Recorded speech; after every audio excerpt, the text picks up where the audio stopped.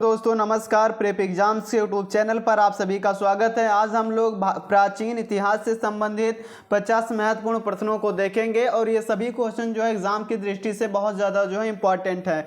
तो आज का पहला क्वेश्चन दिया गया है, भारत में प्रथम सैन्य शासन किसने शुरू किया था? ऑप्शन ए यवनों ने, ऑप्शन बी शकों ने, ऑप्शन सी कुषाणों ने, ऑप्शन डी है पठानों ने। तो भारत में प्रथम सैन्य शासक जो है यवनों के द्वारा जो है स्टार्ट किया गया था। इसकी शुरुआत जो है यवन के द्वारा किया गया था। यवन में अलेक्जेंडर जो था, अलेक्जेंडर के द्वारा जो है किया गया था। क्या नाम था?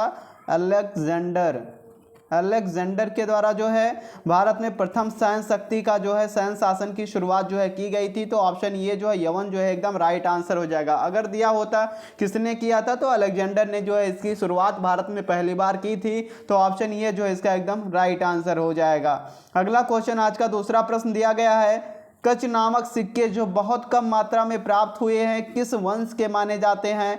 वाकाटक, सातवाहन, फिर गुप्त वंश या कुषाण वंश जो है किस वंश से माने जाते हैं? तो कच्छ नामक जो सिक्के होते हैं वो बहुत कम मात्रा में प्राप्त हुए हैं और ये जो गुप्त काल के गुप्त वंश के माने जाते हैं।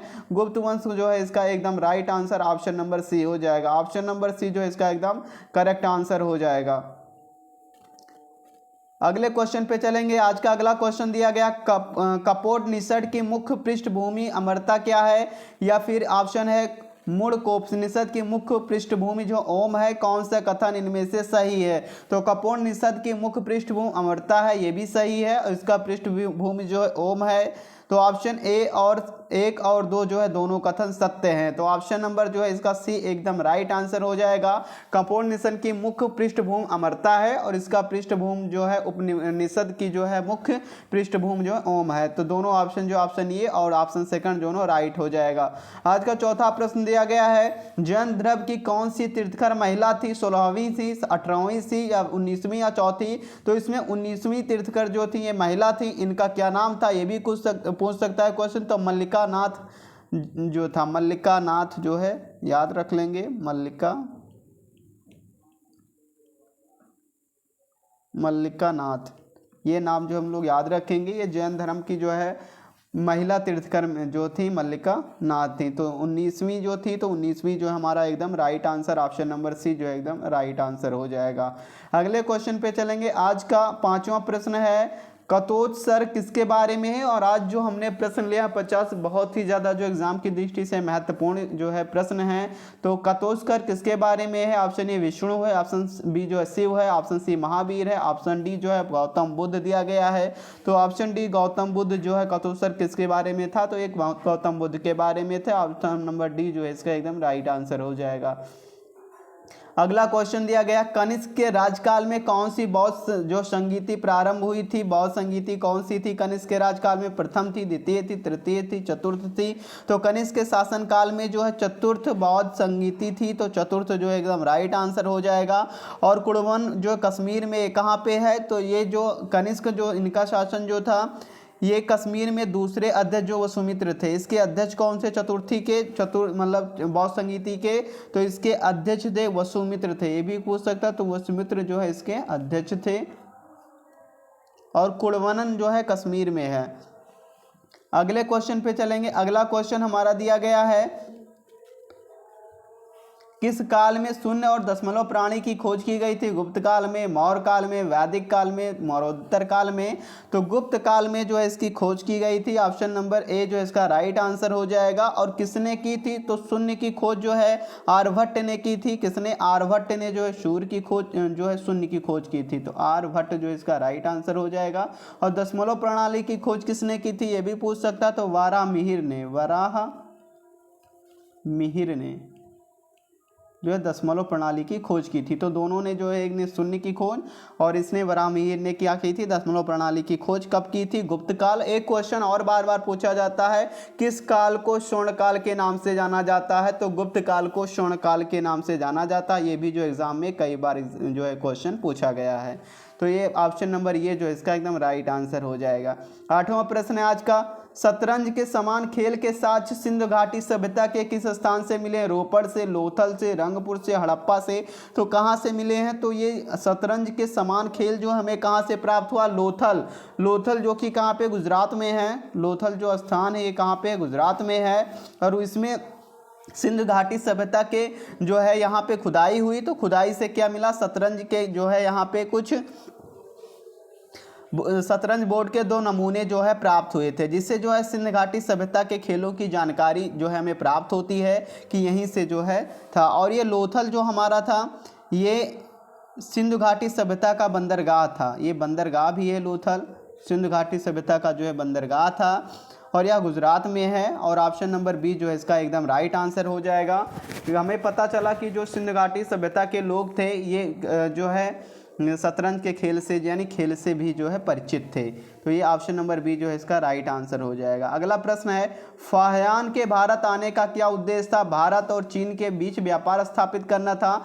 ऑप्शन बी है भारतीय लोगों के जीवन पर पुस्तक लिखना था। ऑप्शन सी है गौतम बुद्ध की शिक्षा का अध्ययन करना था। ऑप्शन डी है बुद्धिज्म को फैलाना था। तो फाहियान भारत आया था गौतम बुद्ध की शिक्षा का अध्ययन करने, मोस्ट इंपॉर्टेंट क्वेश्चन है ये, आया था गौतम बुद्ध की शिक्षा का अध्ययन करने। एक क्वेश्चन बार बार पूछा जाता है कि किसके शासन काल में भारत आया था? तो फाहियान जो है चंद्रगुप्त विक्रमादित्य के शासन में भारत आया था। ये भी क्वेश्चन जो है पूछा गया है, चंद्रगुप्त विक्रमादित्य के शासनकाल में जो है भारत आया था, विक्रमादित्य।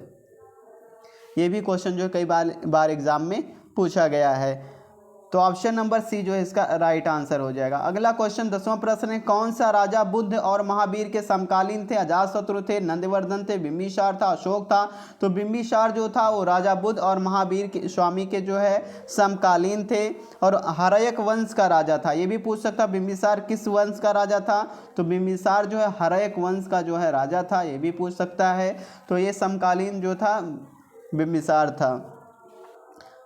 जो महावीर और गौतम बुद्ध के समकालीन थे, इसमें जो बिंबिसार जैन धर्म के अनुसार लोग मानते हैं कि महावीर का जो है ये शिष्य था।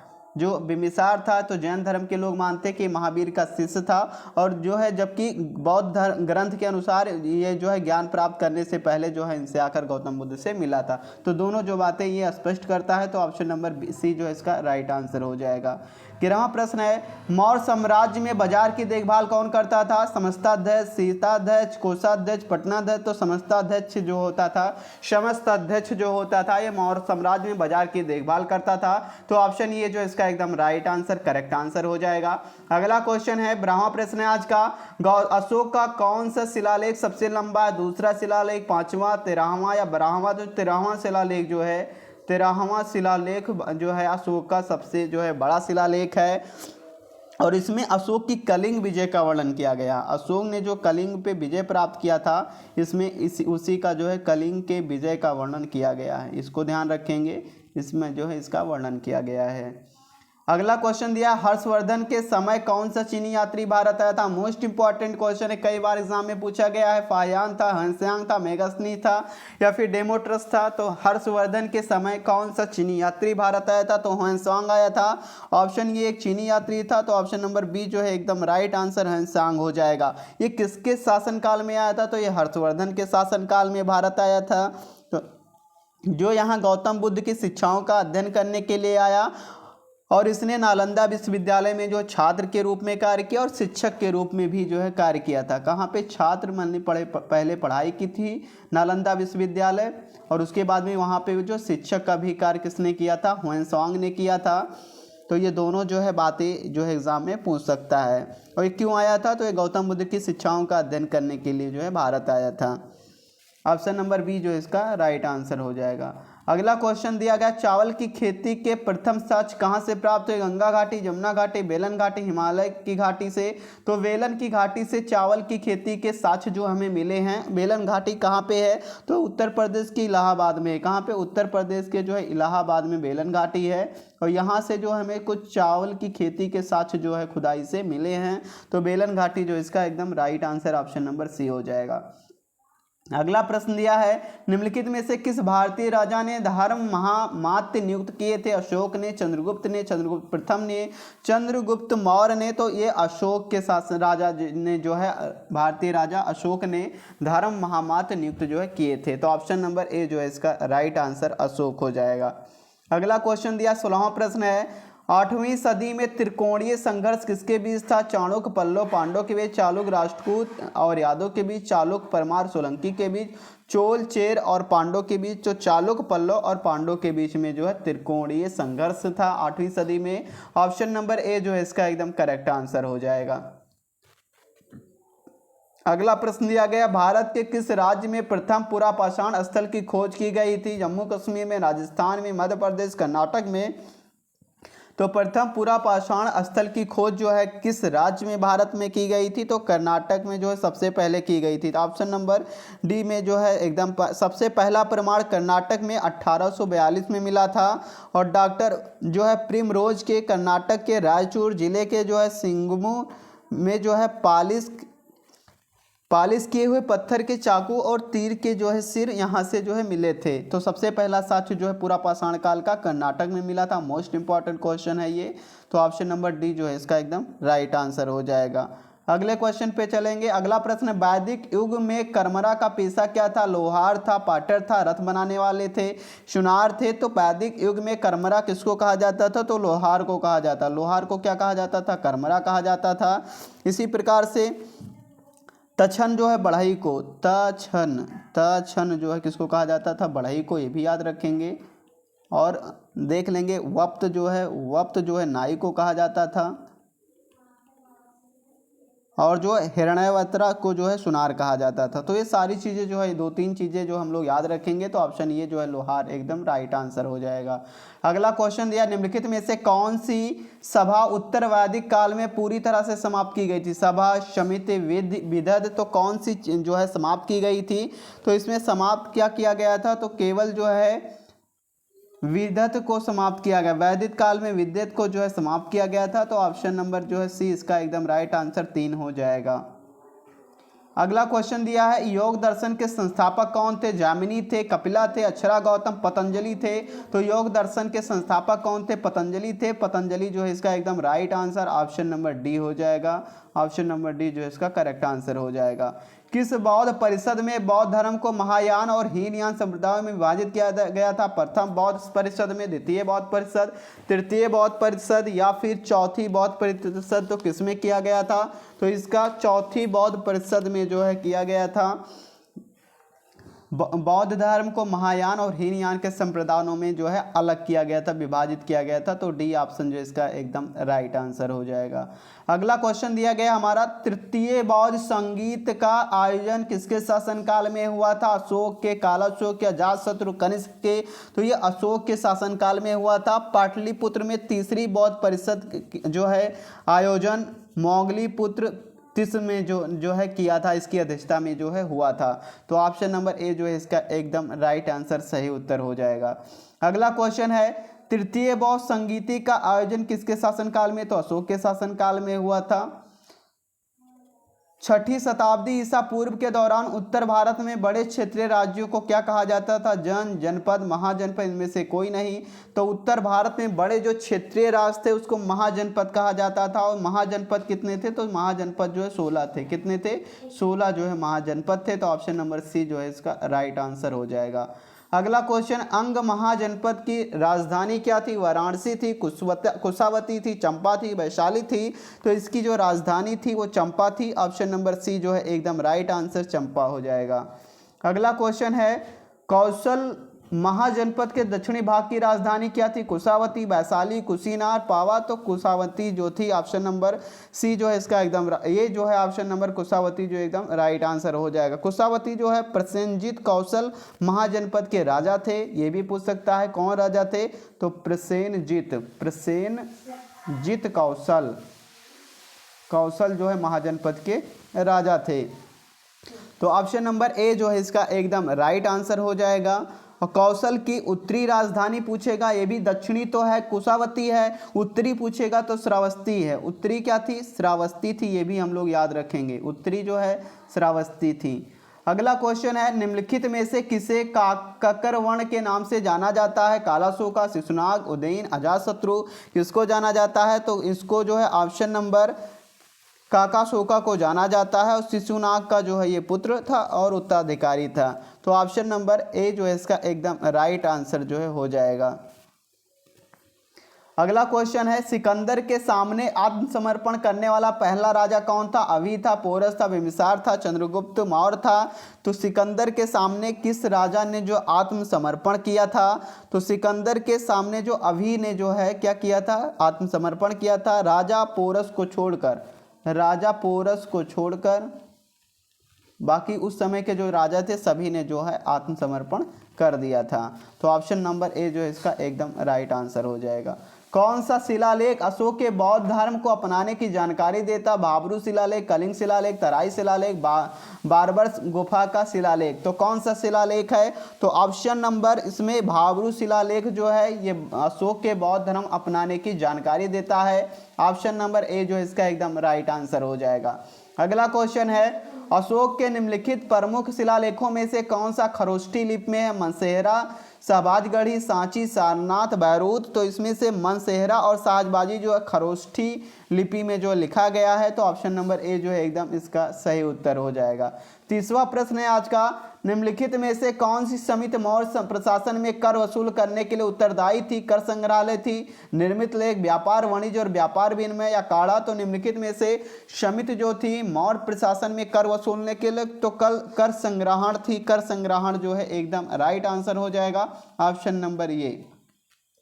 अगला क्वेश्चन है, निम्नलिखित में से किस गुप्त राजा ने युद्ध और विजय की नीति का पालन किया और अपने राज्य का अत्यधिक विस्तार किया? चंद्रगुप्त प्रथम, चंद्रगुप्त द्वितीय, समुद्रगुप्त या कुमारगुप्त ने? तो किसने किया था? तो सबसे ज्यादा जो है समुद्रगुप्त ने जो विस्तार किया था और वो चंद्रगुप्त प्रथम का जो है चंद्रगुप्त का प्रथम पुत्र था। तो ऑप्शन नंबर सी जो है इसका एकदम राइट आंसर हो जाएगा।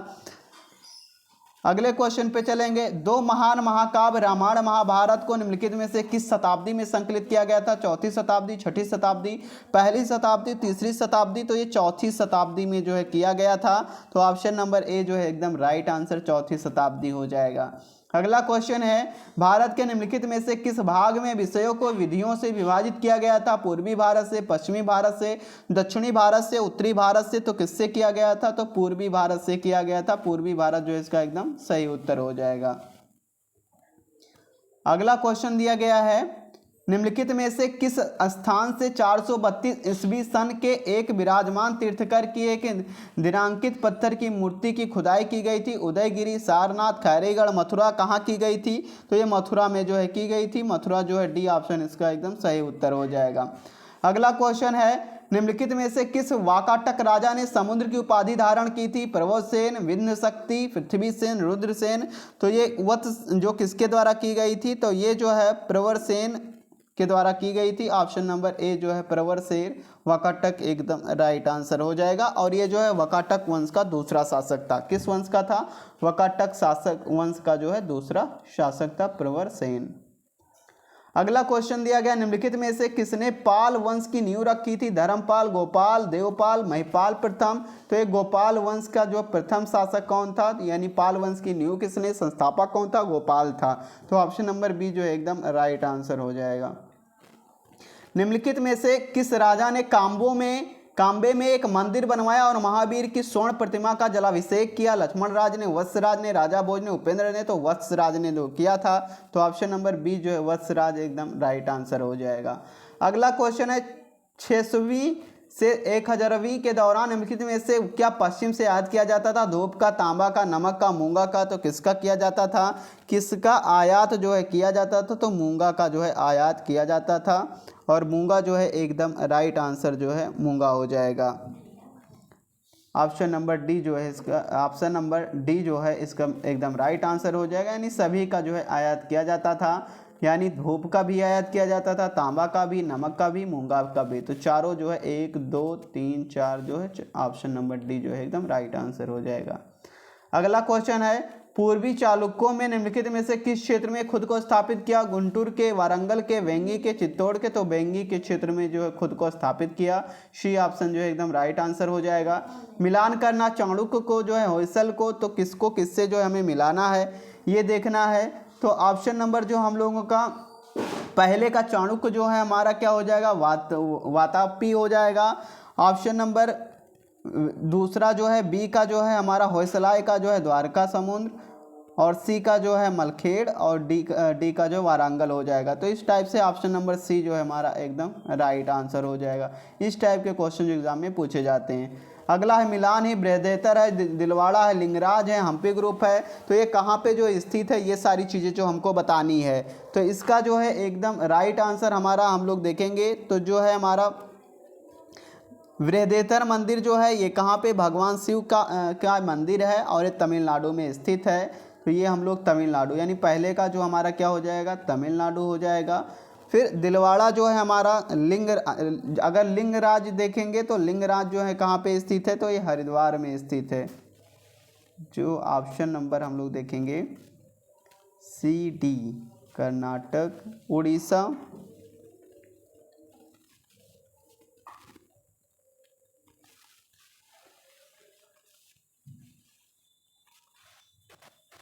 ऑप्शन नंबर ए जो है इसका एकदम राइट आंसर हो जाएगा। फर्स्ट का बी जो है हमारा हो जाएगा तमिलनाडु। सेकंड का डी जो हमारा हो जाएगा डी, राजस्थान, दिलवाड़ा। लिंगराज जो हमारा कहाँ पे हो जाएगा, लिंगराज जो है उड़ीसा में है। और हम्पी ग्रुप जो है कहाँ पे, कर्नाटक में। तो इस प्रकार से ऑप्शन ए जो है हमारा एकदम राइट आंसर हो जाएगा।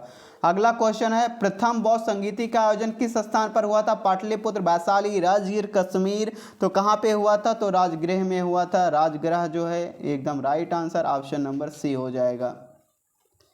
अगला क्वेश्चन, भारत में किस ऐतिहासिक काल में क्षत्रियों की विशिष्ट पहचान थी? बुद्ध की आयु, मौर्य काल, मौर्य के बाद की उम्र, गुप्त काल। तो किसमें था, तो इस गुप्त आयु की, बुद्ध की आयु जो है हमारा राइट आंसर, ऑप्शन नंबर ये हो जाएगा। अगला क्वेश्चन हमारा दिया गया है, निम्नलिखित में से किसे देवनम प्रिया के नाम से जाना जाता था? अशोक, खारवेल, कनिष्क, अमोदवर। तो किसको जाना जाता था, तो अशोक को जो है जाना जाता था। देवनम प्रिया के नाम से जाना जाता था। ऑप्शन ए जो है इसका एकदम राइट आंसर हो जाएगा। अगला क्वेश्चन है, किस शिलालेख में द्वितीय पांड्य साम्राज्य के भूमि माप का उल्लेख किया गया था? थलवईपुरम कापर प्लेट्स, कसाडुडी कापर प्लेट्स, उत्तरामेरु शिलालेख, कुदमियाल मलाई शिलालेख। तो ऑप्शन ए जो है इसका राइट आंसर हो जाएगा। थलवईपुरम कापर प्लेट्स जो है द्वितीय पांडव साम्राज्य के भूमि माप का उल्लेख। तो ऑप्शन नंबर ए जो है इसका करेक्ट आंसर हो जाएगा। अगला क्वेश्चन है, धमेक स्तूप किस स्थान पर स्थित है? बोध गया में, सांची में, सारनाथ में, कौशाम्बी में। तो ये सारनाथ में जो है स्थित है। ऑप्शन नंबर सी सारनाथ जो है एकदम सही उत्तर हो जाएगा। 38वां प्रश्न है आज का, महाबलीपुरम में मोनोलिथिक राख मंदिरों का व्यापक रूप से इस्तेमाल किए जाने वाला नाम है? रथ है, प्रसाद है, गंगकुटी है, मटिका है। तो रथ है। रथ जो है ऑप्शन नंबर ए जो है एकदम सही उत्तर, रथ के साथ जो है हो जाएगा। अगला क्वेश्चन, अशोक के अभिलेख निम्नलिखित में किस लिपि में लिखे गए हैं? गुरुमुखी, देवनागरी, ब्राह्मी, संस्कृत। तो ये ब्राह्मी लिपि में लिखी गई हैं। और ब्राह्मी ऑप्शन नंबर सी जो है हमारा सही उत्तर हो जाएगा। अगला प्रश्न है आज का, तमिल महाकाव्य शिलवापिदिकारम किसने लिखा था? इंगो अडिगा, तिरुवल्लुवर में, या फिर इवाइयर ने, या सत्तानारी ने। तो किसके द्वारा लिखा गया था? इलांगो अडिगा के द्वारा लिखा गया था। और तमिल महाकाव्य है, इस महा का नाम शिलप्पाधिकारम इलांगो अडिगा के द्वारा जो है लिखा गया था। तो ऑप्शन नंबर ए जो है इसका एकदम राइट आंसर हो जाएगा। Thanks for watching. जो लोग पहली बार हमारे यूट्यूब चैनल से जुड़े हैं, सब्सक्राइब करके बेल आइकन को प्रेस कर दें, जिससे आने वाले लेटेस्ट वीडियो आप तक पहुँच सकें।